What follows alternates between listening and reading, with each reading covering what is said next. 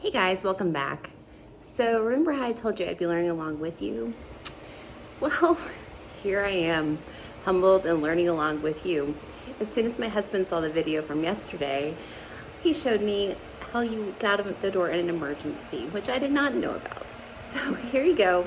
Here's how you get out of the car in an emergency. You're not supposed to use this all the time, but there is an actual true lever in the door that I did not know about. So here you go. All right, guys, so here's my humbling experience. I'm telling on myself that I did not know this, but there is a latch, and I did not know about it. It's right here, and you can actually pull it physically up.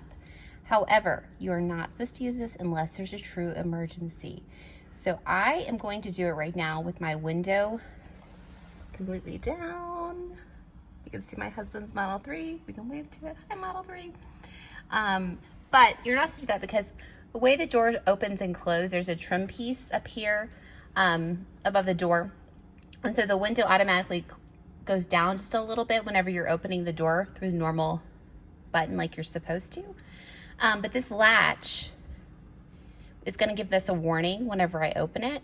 But it's not going to damage my window trim because my window is open. So just keep that in mind. Do not try this at home unless there's an emergency. But anyway, so what you do is you just simply lift up and the door actually does open.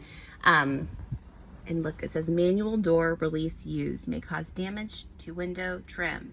So do not do this at home.